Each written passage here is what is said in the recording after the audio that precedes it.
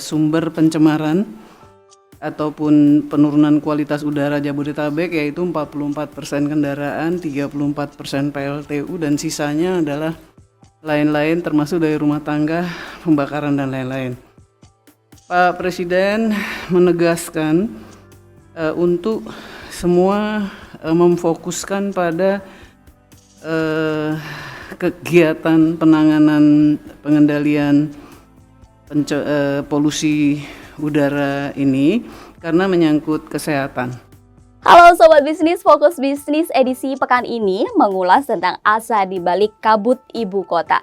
Awal pekan kemarin Presiden Joko Widodo menggelar rapat terbatas dengan menteri dan juga pimpinan lembaga negara terkait untuk membahas solusi penyelesaian dari polusi udara di Jabodetabek. Hasil rapat terbatas disampaikan langsung oleh Menteri LHK, Menteri Kesehatan dan juga PJ Gubernur DKI Jakarta. Presiden Joko Widodo meminta kementerian dan juga lembaga untuk segera mencari solusi yang cepat dan juga tepat mengatasi kualitas buruknya udara di Jabodetabek ini dengan mengedepankan basis kesehatan untuk masyarakat, mengingat saat ini banyak masyarakat yang sudah mengidap masalah penyakit pernafasan akibat polusi udara di Jabodetabek. Nantinya koordinasi dari solusi-solusi tersebut akan dipimpin langsung oleh Menko Marves Luhut Binsar Panjaitan. Dalam rapat terbatas tersebut, Presiden Joko Widodo bersama menteri dan juga pimpinan lembaga negara sudah membahas beberapa solusi yang ditawarkan. Di antaranya adalah penindakan tegas terhadap perusahaan-perusahaan yang menjadi sumber dari polusi atau emisi yang menyebabkan buruknya kualitas udara di Jabodetabek, kemudian melakukan modifikasi cuaca dan pengetatan uji emisi kendaraan. Dan Presiden Joko Widodo juga meminta stakeholder untuk melakukan penanaman pohon-pohon besar di lingkungan kantor mereka. Apakah kemudian kebijakan-kebijakan tersebut cukup efektif untuk mendapatkan kualitas udara bersih di Jabodetabek? Kita akan membahasnya langsung bersama redaksi Bisnis Indonesia.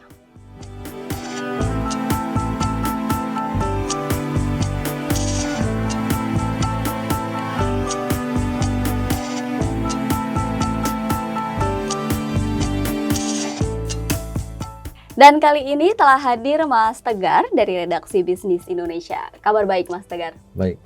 Mas Menteri LHK menyatakan bahwa dua sumber dari polusi udara di Jabodetabek ini salah duanya, yakni adalah kendaraan dan juga PLTU. Beberapa kebijakan kemudian telah dilakukan gitu dari Kementerian Kesehatan, sedang menggodok aplikasi dari Satu Sehat ini untuk memberikan notifikasi bahwa suatu daerah ini memiliki kualitas udara buruk. Kemudian ESDM akan menggandeng Pertamina untuk memberikan atau mendapatkan BBM dengan oktan yang tinggi sehingga rendah emisi gitu. Dan yang terakhir adalah Inmendagri. Tito Karnavian menerbitkan Inmendagri di arahan-arahannya, yakni adalah kerja secara hybrid, kemudian menggunakan kendaraan secara umum dan juga penyemprotan. Apakah kebijakan-kebijakan yang sudah dilakukan oleh pemerintah ini cukup efektif untuk menekan atau menghilangkan polusi udara yang ada di Jabodetabek ini?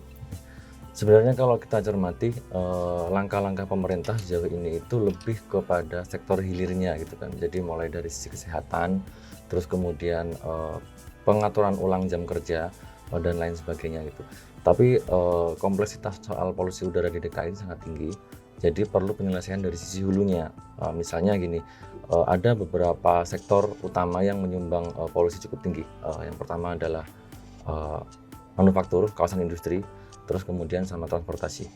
Nah, kalau kita pahami sebenarnya di DKI Jakarta itu berdiri kantor-kantor pusat banyak perusahaan, mau itu swasta atau BUMN atau lembaga negara.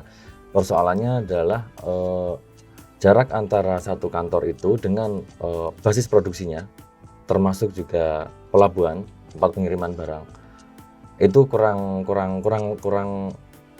mendukung kebijakan untuk membersihkan polusi udara gitu. Karena biar bagaimanapun meskipun kan sekarang kan manufaktur terpusat di Karawang, Purwakarta, Cikarang, Tangerang gitu kan. Nah, dan sayangnya meskipun pemerintah sudah menyediakan pelabuhan Patimban yang di dekat Karawang, itu masih banyak yang mengirimkan barangnya melalui Tanjung Priok. Artinya itu pasti dia akan melintasi kawasan ibu kota. Nah, itulah salah satu penyebab polusi juga dari sisi manufakturnya, terus kemudian kendaraannya. Nah, terus kemudian dari sisi manusianya gitu kan. Kalau kita ngomongin masyarakat di ibu kota itu karena infrastruktur transportasi yang terbatas sehingga kendaraan pribadi jadi pilihan. Nah, itulah kemudian yang sebenarnya perlu dicermati oleh pemerintah ya. Jadi bukan bukan kita berfokus pada dampaknya tetap harus ditangani, cuman kita harus memprioritaskan pada penyebabnya gitu kan. Jadi lebih ke sektor hulunya yang perlu dibenahi. Oke, sektor hulu dan juga sektor hilir yang sama-sama harus dibenahi. Tapi menariknya adalah Presiden Joko Widodo menyatakan bahwa akan menindak secara tegas gitu perusahaan-perusahaan yang membandel, yang masih menghasilkan polusi yang berlebih, emisi yang berlebih, yang kemudian menyebabkan polusi udara di Jakarta. Di sisi lain berkaitan soal penindakan begitu uji emisi yang nantinya jika tidak lolos uji emisi akan dilakukan penilangan. Nah, ini apakah kemudian akan membuat jerak baik perusahaan maupun pemilik kendaraan pribadi? Kalau menurut kami masih belum ya. Karena dari hal sepele ya, misalnya soal sanksi tilang itu kan sejak berpuluh-puluh tahun kan sudah ada itu. Tapi faktanya setiap hari pun masih ada sidang tilang di pengadilan gitu kan. Nah, pun dengan uji emisi gitu. Persoalannya adalah bahan bakar dengan oktan tinggi itu tidak disetujui oleh pemerintah secara maksimal, sehingga itu memberatkan masyarakat. Kalau kita lihat kan, makanya kebanyakan kendaraan pribadi, bahkan angkutan umum itu pun masih menggunakan kendaraan dengan oktan bahan bakar dengan oktan yang rendah itu, yang itu juga menyumbang polusi gitu. Soal sanksi bagi perusahaan, sepanjang itu hanya sanksi administrasi, itu tidak akan berdampak besar, kecuali sanksi yang dijatuhkan akan berimbas pada aktivitas perusahaan itu sendiri. Nah, itu baru kemudian akan ada perubahan di sisi perusahaannya. Oke, dan saat ini juga Kementerian Lingkungan Hidup sedang melakukan pengkajian ulang gitu kan terhadap perusahaan-perusahaan tersebut gitu kan. Yang menarik lagi adalah Pemprov DKI menyatakan statement dari PJ Gubernur DKI Jakarta bahwa mengajak seluruh masyarakat untuk menggunakan kendaraan umum sembari menabung untuk membeli kendaraan listrik ini. Wah, menarik kan untuk membeli kendaraan listrik. Tapi ternyata minat masyarakat untuk menggunakan kendaraan umum ini dari ulasan Bisnis Indonesia dan juga wawancara dari sejumlah pihak masih rendah. Ada beberapa alasannya, yakni adalah integrasi dari pusat kota dengan daerah pendukung gitu di wilayah Jabodetabek, kemudian juga fasilitas yang kurang memadai.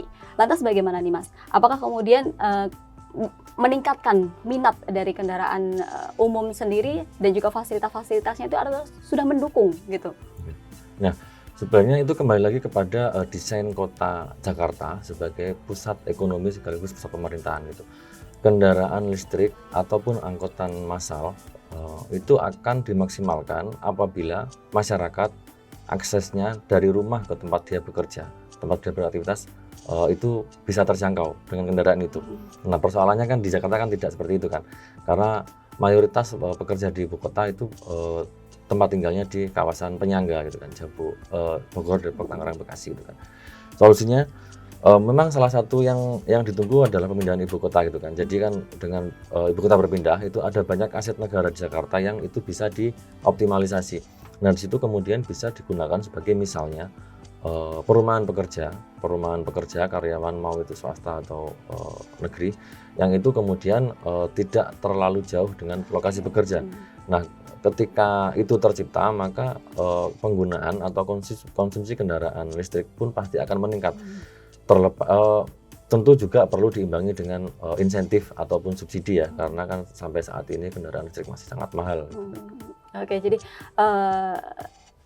penataan kota gitu kan. Mungkin yang belum saat ini mungkin kalau untuk ibu kota mungkin untuk penataan kotanya sudah cukup sulit untuk kemudian ditata ulang gitu kan. Tapi kita masih punya harapan dengan IKN gitu kan. Nantinya dari IKN sendiri memang sudah dipikirkan ada pusat kotanya, kemudian nanti di sekitarnya akan ada hunian siap huni bagi para pegawai-pegawai di kementerian dan juga lembaga terkait gitu kan. Lantas tadi berkaitan soal kendaraan listrik, memang pemerintah telah memberikan insentif gitu kan. Tapi ada juga yang kemudian memberikan opini-opini bahwa kendaraan listrik yang kemudian digunakan ini juga masih menggunakan listrik dengan batu bara, yang tentunya akan menimbulkan emisi. Bagaimana nih Mas? Ya, karena memang kalau kita berbicara soal transisi energi sangat kompleks ya, karena sejauh ini pun jangankan pemerintah, pelaku usaha pun juga masih belum ikhlas untuk melepaskan penggunaan energi dalam tanda kutip kotor termasuk batu bara gitu kan.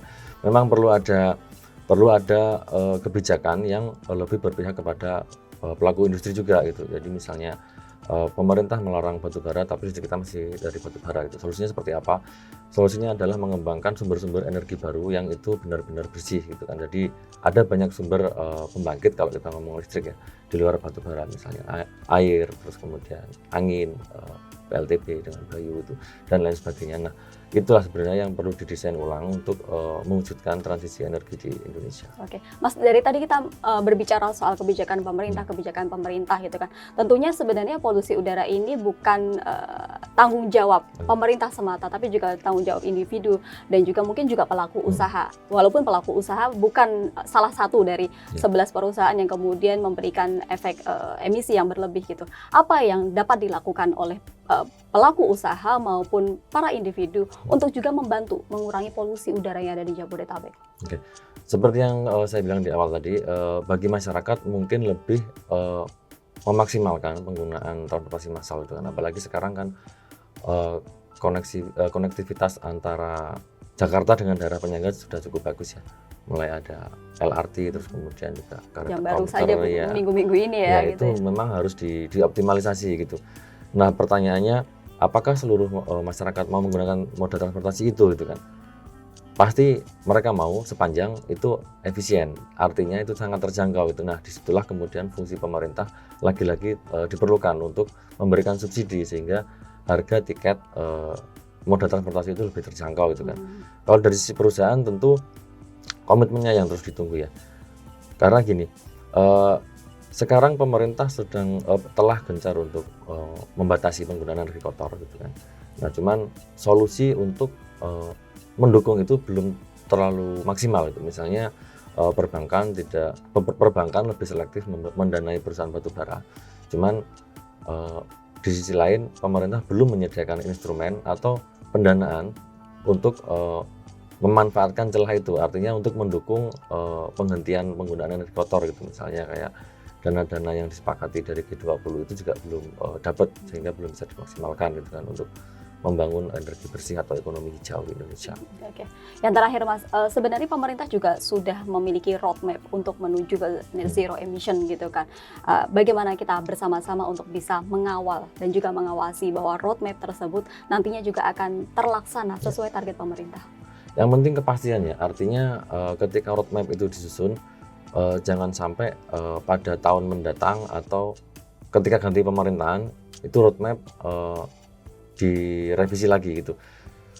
Salah satu solusinya adalah dengan melegalisasi roadmap tersebut ke dalam bentuk entah itu undang-undang atau peraturan presiden misalnya gitu. Jadi masyarakat, pelaku ekonomi lah terutama ya, bisa masyarakat, bisa pengusaha itu punya pijakan yang cukup kuat untuk melaksanakan ekonomi hijau, transisi ekonomi hijau, dan sanksinya pun juga lebih tegas karena itu diatur dalam payung hukum yang kuat gitu kan. Jadi lebih ke itu sih, aspek regulasinya harus seperti itu. Oke, kita tunggu solusi hulu dan juga hilir, jangka pendek dan juga panjang, dan tentu saja masalah polusi udara yang ada di Jabodetabek ini bukan semata-mata tanggung jawab pemerintah, tapi tanggung jawab secara individu dan juga pelaku usaha lainnya. Terima kasih sekali Mas Tegar atas waktunya, dan ulasan kami tadi telah terbit di Harian Bisnis Indonesia pada pekan ini.